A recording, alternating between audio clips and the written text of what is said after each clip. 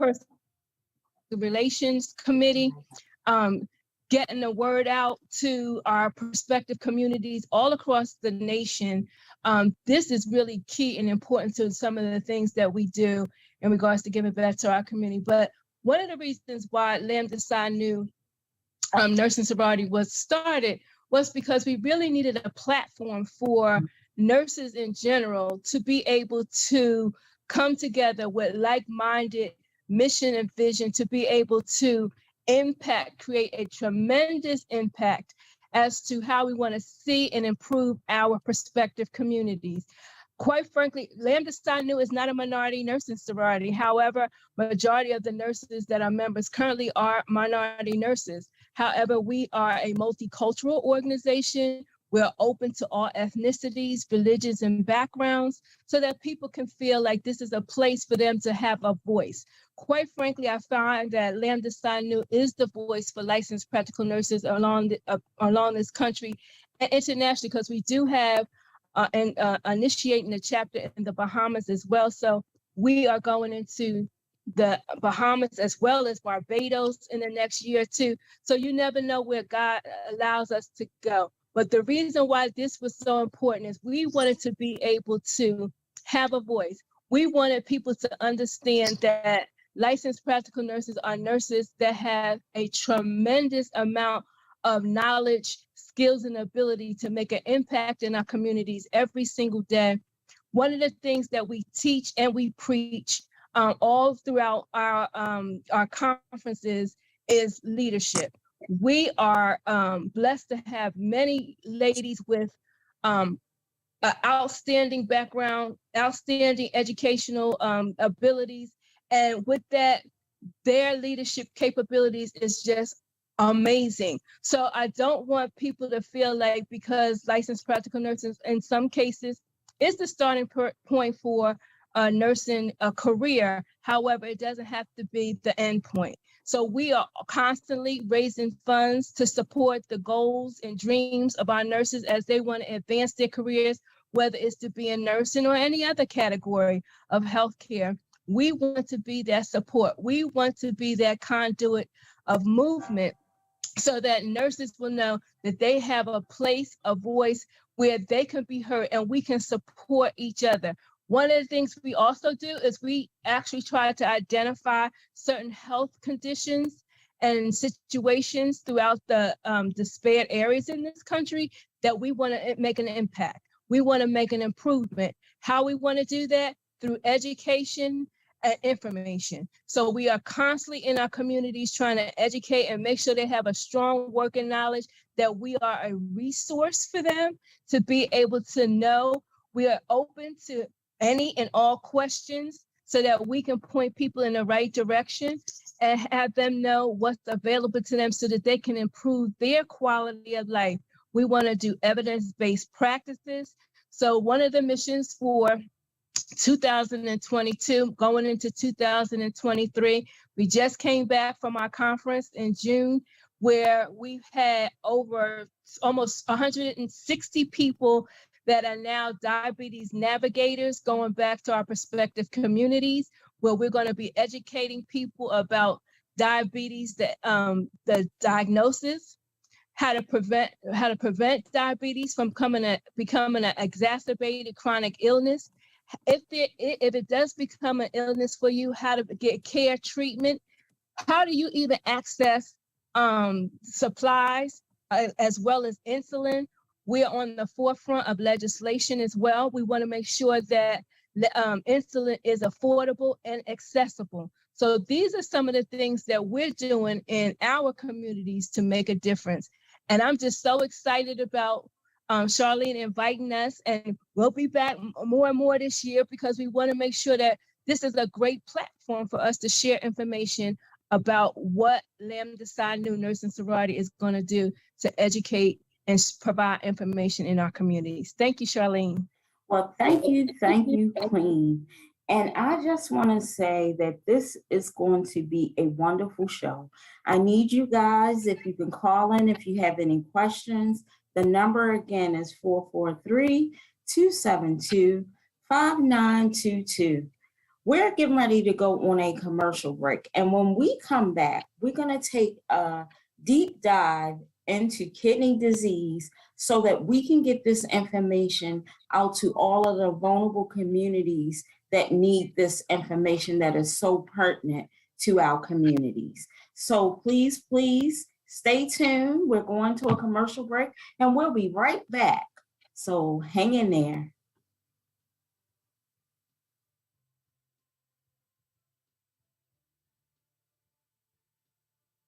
You could listen to one of those other stations, but what would your friends think? You could listen to one of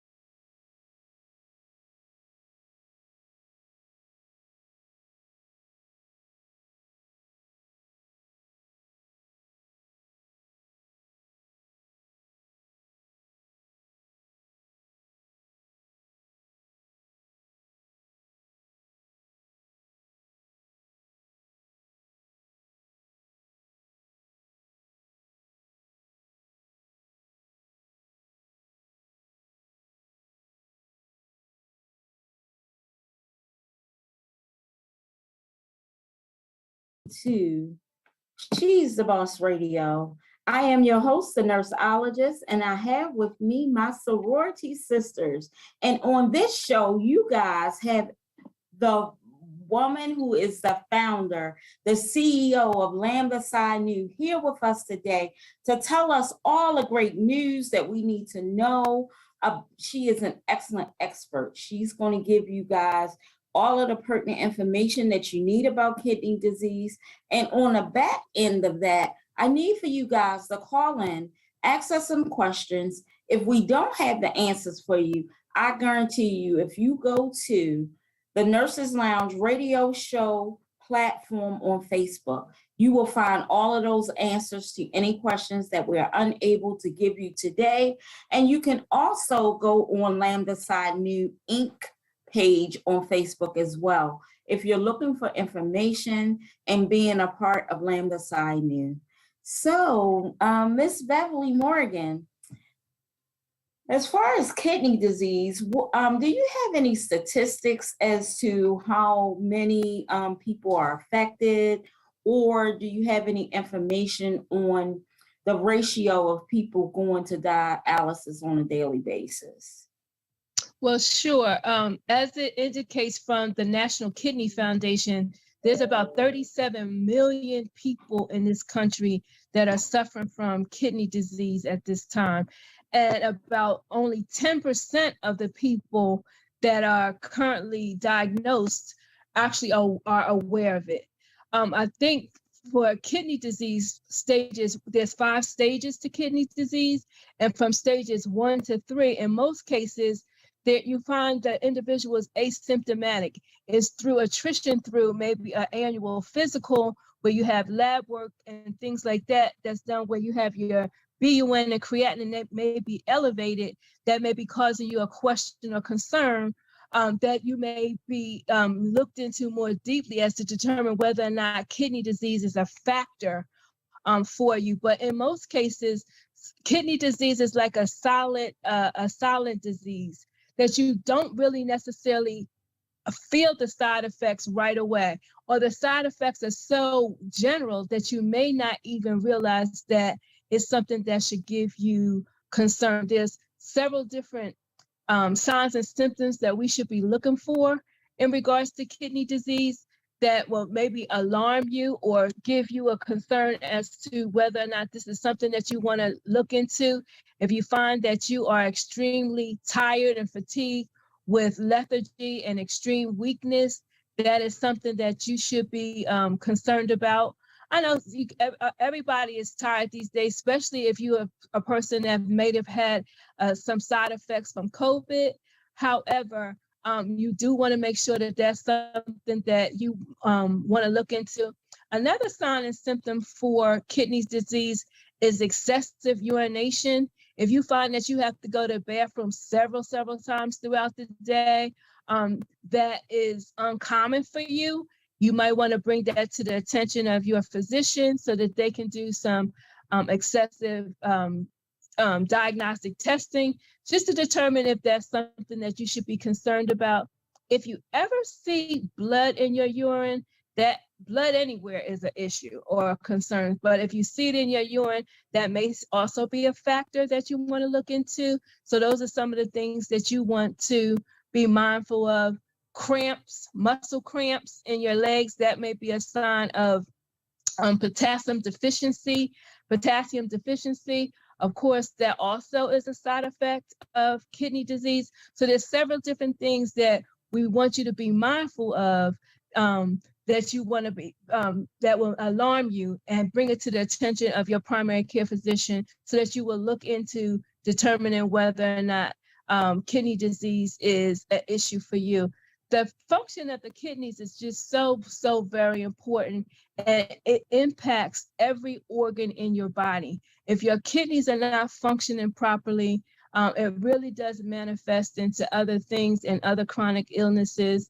The kidneys kind of function as a filter, if you will, to be able to eliminate waste and toxins from your body, excess water that's secreted through your urine. It also, kidneys function is as a chemical balance so that it keeps your electrolytes in balance, your sodium, potassium, and your calcium levels. If any of those levels are out of whack, it causes your kidneys to be unbalanced, and then it affects the overall hormones in your body as well as your blood pressure. And as you know, as minority individuals, blood pressure is always a factor. It can manifest into other heart diseases. And we want to just make sure that we are always in alert and alarm of some of these things that if we catch it early on. And so the key is education and prevention. So we know better, we can do better. And if we know about how we can treat certain illnesses early on in the process, we can prevent them from becoming chronic illnesses that will affect every organ in our bodies. Yes, I did hear you mention about some blood work that should be done. How frequently should people be getting their blood work done and going to their primary care physician so that we'll know that they're getting the proper care? So I recommend that everyone gets an annual physical, and with your annual physical, you should be getting lab work done at that time. That's a platform. Whereas if there is something that is cropping up in your physical that's abnormal, your doctor could catch it early on in the process and put a plan of action in place that you can correct certain disease processes so it doesn't manifest into something more serious. So I recommend an annual physical. However, if you are an individual that already are compromised with a chronic illness of some sort, such as hypertension and diabetes, I recommend that you go see your physicians at least twice a year, if not quarterly, depending on how often your doctor is recommending. But do not take these disease processes lightly, because they do actually exacerbate into several chronic illnesses. And we want to make sure that we're living a great quality of life. And if there's something that we can do, we should do that take in mind, if you happen to live in a family where certain genetics play a factor, you may want to also be mindful of that as well. Some of us have grandparents and parents that have had either diabetes that has exacerbated into end-stage renal disease. Yes, we absolutely want to make sure that we are on top of what other areas of concern that will impact us, basically due to genetics. Well, I just want to thank my two sorors for being here and sharing this information about kidney disease. What we're going to do is we're going to go to another commercial break. And when we come back, we're going to let the other soror, Miss Kim, talk a little bit about kidney disease. And maybe she can add some light to this. She did tell you guys that it is curable, but as the Queen told us, if you don't go to your primary care doctor, the possibility of this being caught will be slim. So we're going to our next commercial break, and when we come back, we're going to have our other soror tell you a little bit more about kidney disease. So stay tuned.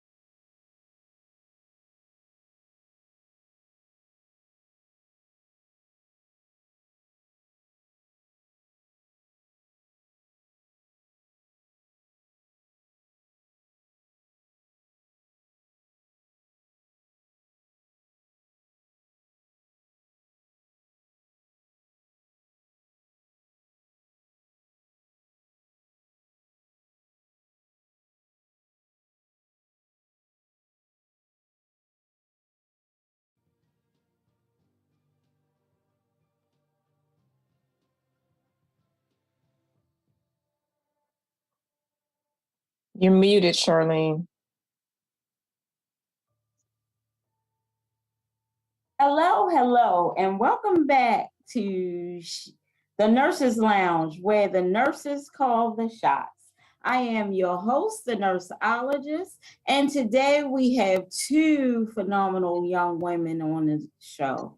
We have the founder and CEO, the Queen from Lambda Psi New Inc., and we also have our soror sister, Kim. Kim, can you give us a little more information about kidney disease that you can share with our community? You had mentioned, I stated that kidney disease can be cured, and I just want to clarify that because there are different levels, as Queen Beverly had mentioned. You have different stages of kidney disease. When you're in the acute stage, you can change that, but once you get to a chronic level or there's so much damage to the kidneys, that's the people that are in what we call end-stage renal disease, and those are people that are on dialysis. So once you're on dialysis, your kidney disease is considered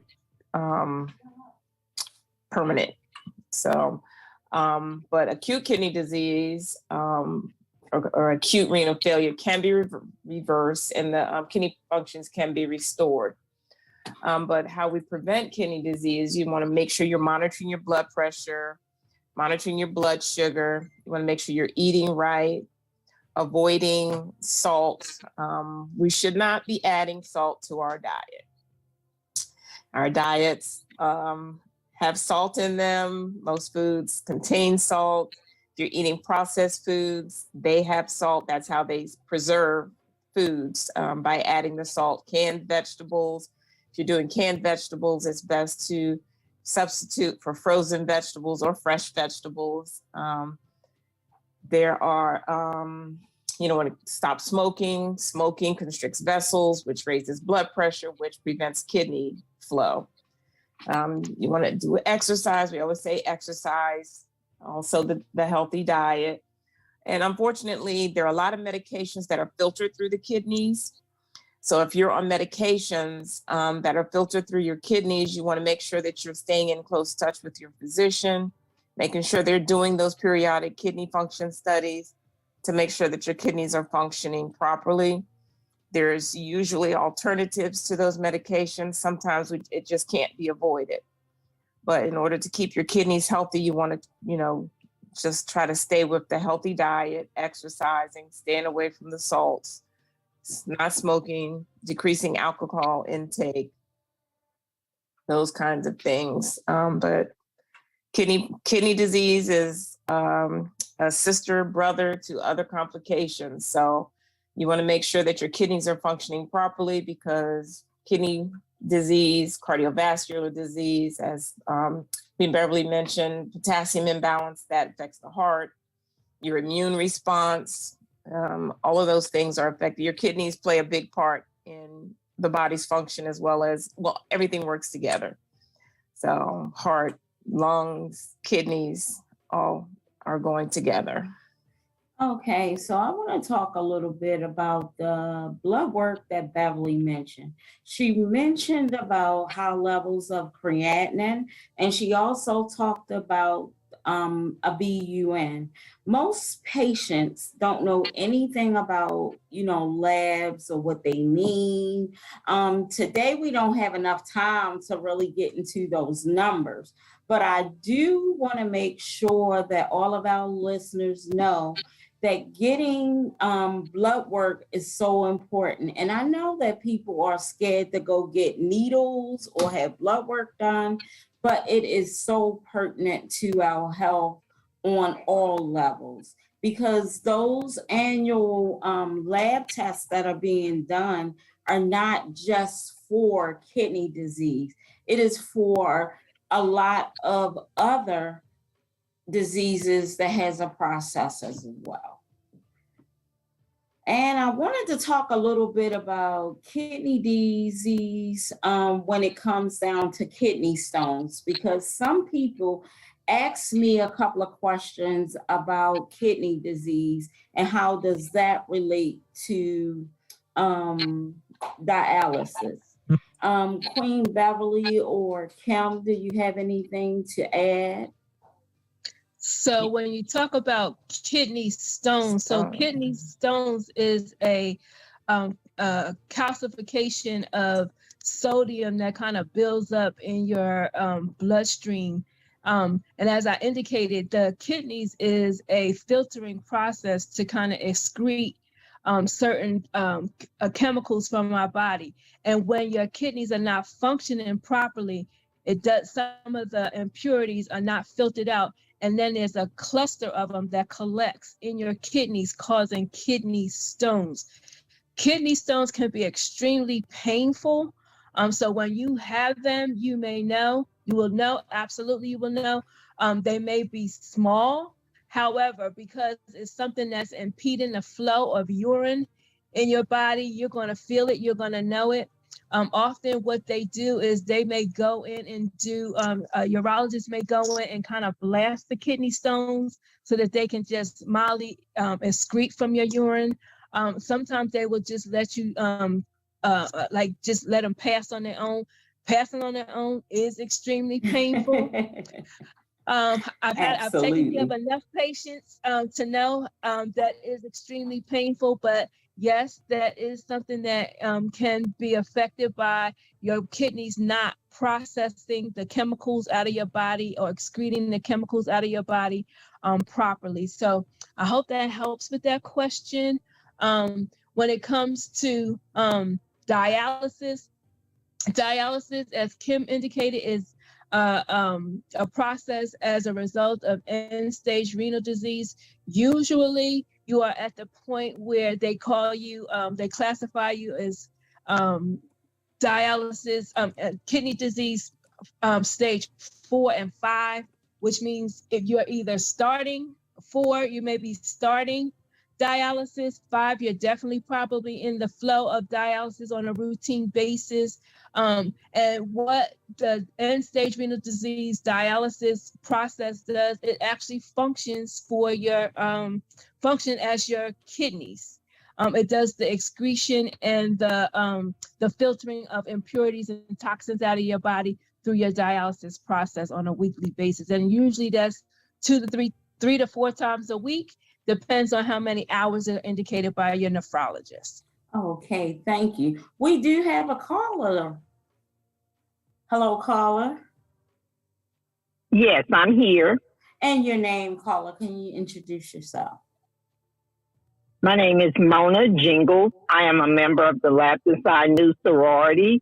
I have a question. What is practical information that can be given to a 38-year-old African-American male who is currently in stage 3 kidney disease so that maybe he can turn this around and not end up on dialysis at such a young age? So it's funny you say that, because I have a personal experience about young people, and that's the one thing I could say about kidney disease. It does not discriminate. You could be 90 or you could be 19, and you can still be impacted by kidney disease so severely. And so as a young person, and you're in the stage, any stage from stage 1 to 3, I would say, number 1, get in touch with your primary care physician and follow their recommendations. Number 2, you should be followed very closely by a nephrologist that will help you try to turn around or slow down the manifestation of your kidney disease so it doesn't end up converting into stage 4 and 5 kidney disease. So if they have to put you on maybe diuretics or something of that nature to help with the flow of the flushing of the impurities out of your body and to regulate what the chemical imbalances may be through your system, absolutely, I say follow the directions to the letter that your nephrologist is recommending. It can actually slow down the process, and it could slow it down to the point where it may never happen. You definitely want to make sure you're on that side of prevention versus having to be tied down into a whole end-stage disease dialysis process for the rest of your life. Because once you get into that dialysis stage, the life expectancy is about 5 to 10 years. There are people that do extremely well and could be on the higher end of that life expectancy, but because the kidneys affect every aspect of every major organ in your body, it absolutely can manifest into so many other disease processes that you don't want to have as a complication, especially at a young age. You don't want to have it ever, however, Yeah. but definitely not as a young person where your quality of life is going to be extremely compromised, specifically because you have to be tied into a dialysis treatment plan for the rest of your life. Yeah, and I just want to say this before the break. As an African-American male, and you say practical, the only thing you can do practically is just educate, stay connected with his physician. I mean, it's a constant cycle. And as Beverly said, he may not be able to change the fact that he has the stage 3. He's going to probably always have kidney disease, but he can stay at a 3 and not move to a 4. He can maybe, manage it a little bit better, knowing that, dialysis may be, what he's moving towards, and dialysis takes away time. Our men don't want to listen. Us women have to educate. That's all I can say, is just educating him is the best thing to getting him to understand what's going on with his body, letting him know the risks and the consequences. Okay, I think that is a good. I think that's a good answer. That education is key. My other question and final question is: there some resources as materials that we may have that we can share with that person? Absolutely. I would say to have that individual reach out to the National Kidney Foundation. They have a plethora of information that's available. Specifically, if you, I think when you go to the site, you can log in and target your prospective state, and there may be resources available in his geographic region that will help him manage his kidney disease, or at least put him in connection with other resources that will help him get a better understanding as to what kidney disease really is, what can he do about it, what's available in his geographic region, and what changes in his life or lifestyle that he can make that can turn that thing around, or, as Kim indicated, put it at a standstill, make it so it doesn't advance to a stage 4 and stage 5 where dialysis is indicated. So yes, go to the National Kidney Foundation and see if he can get any additional help that will help him with his newfound disease process. There's also in the DMV area, the Ron and Joy Paul Kidney Center. They do a lot of education. They have physicians available, specialists. I also recommend them, the Black Nurses of Southern Maryland. We've done some work with them on doing kidney screenings in the community. So they're also a great resource. Well, thank you very much. Okay, thank you. You can also go to www.kidney.org. And they also have an app that he can put on his phone so that he can monitor certain things that he's doing. He can also plug in his blood work when he go to the doctors, and it'll keep a running total of everything that's going on in his disease process. That's a great resource. Thanks. Thank you. Very helpful information. Yes, ma'am. And thank you, Soror, for calling in. Thank you. Okay, I would like to let you guys know that we're going on our last commercial break in about 2 minutes. So what I want to do right now is I want to be able to give my guests some time if they would like to talk a little bit more about some other organizations that can help with kidney disease for our community. The only thing I want to do is say the Ron and Joy Paul Kidney Center is a phenomenal center. They have a plethora information, and they are very community oriented. They don't focus on your race, creed, or color. They don't concentrate on your finances. They just want to make people's kidneys healthy. So. Thank you very much, there, Kim. Queen, do you have anything else to add? Yes, I do. I think sometimes people really underestimate their insurance providers. If you are connected with an insurance provider, by all means, on the back of your insurance card has a customer service number.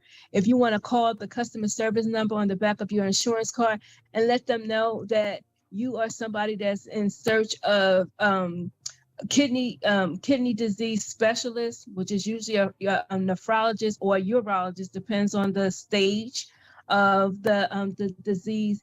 By all means, look to your insurance company, and they will give you all the resources that are available within network, so that it doesn't cost you anything additional to be able to manage your kidney disease.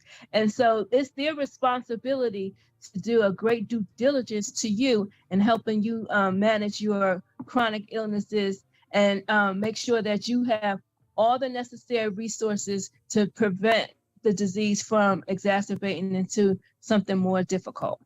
Well, I just want to thank my sorors for being here today. We're going on our last commercial break, and when we come back, we're going to wrap up this process on kidney disease and give you guys some additional information.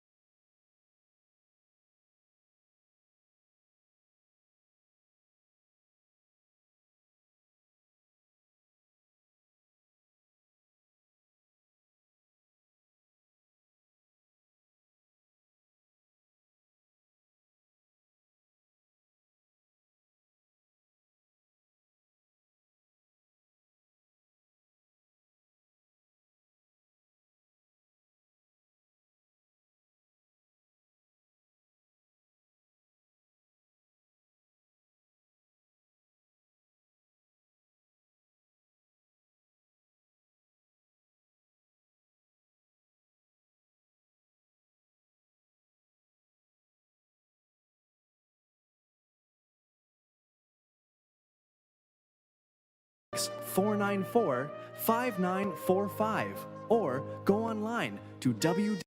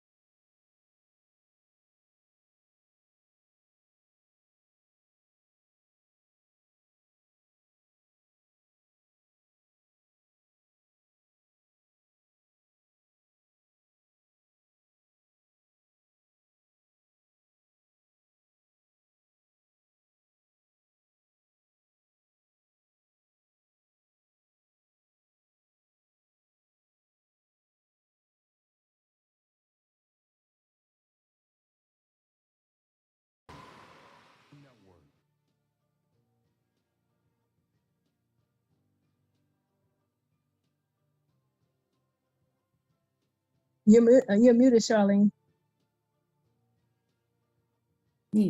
Hello, hello, and welcome to this Nurses Lounge, where the nurses call the shots. This is the end of our show, but what I am going to do is I'm going to give our queen the opportunity to give out any information, including information for those who want to join Lambda Psi Nu, or just to give a message to the soror sisters that are listening. So first, I want to just share with you some of the activities that Lambda Psi Nu is going to be participating in the month of August and September to give back to our communities. We've already begun the back to school drive where we donate backpacks and school supplies to our schools, to our young people, so that we can make sure that they are well equipped for having a successful school year. And this is all donations that we do to give back and improve the quality of life for our community. So we'll be doing that all across the country in the month of August, doing back to school drives to give school supplies to our prospective community schools of children that may be in need to ensure their successful school year. We also will be having our annual fundraiser. Our fundraiser allows us to give scholarships to those in need that want to advance their education through whether it's through a healthcare required education college, or even if it's in nursing, particularly. We want to support anybody that want to advance their skill set in regards to nursing. But if someone has a need that they want to advance in other areas of healthcare as well, we raise funds on an annual basis to be able to support their goals and their dreams.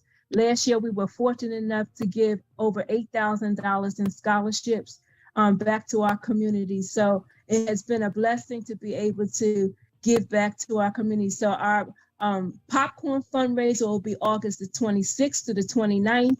And we will be sharing that information on social media. Our Facebook page is lambdapsinu.org. If you are a nurse that is interested in joining Lambda Psi Nu, please feel free to go to lambdapsinu.org. Our website gives you a plethora of information in regards to the benefits of being a Lambda Psi Nu nursing sorority soror. In the month of September, we will be doing diabetes education in our communities. We want to be able to have an impact of over 1,000 people in our communities across the country, that we will educate them about the diabetes disease process, help them with managing and resources, and how to properly care and treat themselves as they are surviving the disease of diabetes. We will be participating in the American Diabetes Walk on September the 24th throughout the country. So we will be giving donations to the American Diabetes as well on September the 24th. So those are some of the things that we're doing. Absolutely embracing education, information, and improving our communities on a routine basis. And so if there's any other questions or concerns you have in regards to Lambda Psi Nu, please go to lambdapsinu.org for additional information. Thank you so much again, Charlene, for allowing us to come in and share this afternoon with you. Okay, thank you. Kim, is there anything that you would like to share, including the organization that you are a part of? There's one last thing that I want to share that's also close to my heart, and that's kidney transplants. We didn't discuss renal transplants and the donors, because African Americans are waiting for kidneys. Live donors are good, but if we don't become donors, we don't get kidneys. So I just want to say to the community, be a donor. People usually have 2 kidneys. We need 1. We can live with 1. When a kidney is removed, the remaining normal kidney will increase in size to compensate, but it'll still work. So I know there's a lot of fear, but there's resources to educate you on renal transplants. So I just wanted to put that out there, because as an option to dialysis, and as Beverly said, the mortality rate is 5 to 10 years. But most people on dialysis are looking for a renal transplant if possible. So I just wanted to put that out there. And also, as Beverly said, Lambda Psi Nu, being an LPN organization and sorority, I am proud to be a member, but but I'm also a proud member of the NBNA, which is the National Black Nurses Association. And that is an organization that is both RN and LPN. We are trying to grow the LPN vision or visibility in the organization. A lot of people think that NBNA is just an RN organization, and that's not true. So I was the first LPN to start a chapter here in Maryland and actually end the organization. So if you want more information, you can go to nbna.org. LPNs, Lambda Psi Nu is a great resource for leadership. They meet us where we are. And that's the same thing that I am trying to actually move forward with NBNA. A lot of LPNs are not interested in being an RN. So I just want to put that out there. If you want support to move forward, to move lateral, to move up as an LPN, to move up as an RN, both organizations are supporting LPNs. So I just want LPNs to know that there is support for you professionally, for leadership especially. Beverly is a great leader and mentor. Thank you, Kim. And I just want you to, I'm glad you mentioned another organization. National Black Nurses Association has been a part of both Kim and I's upbringing in regards to organizational leadership. National Black Nurses Association is a traditional nursing organization that's always enhancing the growth of nurses in this country.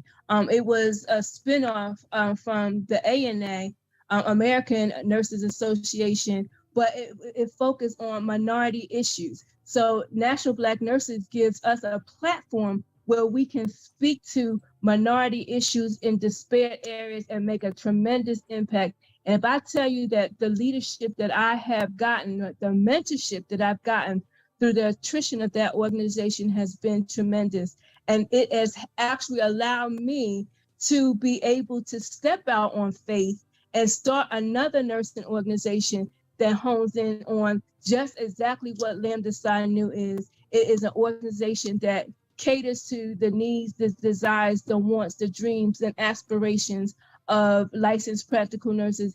And the bonding and the sisterhood is very real. We look out for each other. We are our sister's keeper. We pray together. Yes. We stay together. We elevate together. And if you are a licensed practical nurse across this country and you want to have a movement that will take you, your nursing career to the next level, go to lambdapsinu.org. We're there for you, and we will welcome you with open arms. Wow, that was a mouthful. And I am so excited that you ladies showed up today and you showed out. Yes. Thank you, Charlene, for this platform. And I'm just so excited with this partnership with Lambda Psi Nu and the rest of our sorors coming on the show to give their expertise on their nursing careers. And I am just so excited about it. And I just want to let everyone know that's listening, if you have a business that you want to promote, please contact me and we can talk about some advertisements throughout this platform as well. So just reach out to me on Facebook on the Nurses Lounge radio show if you have to.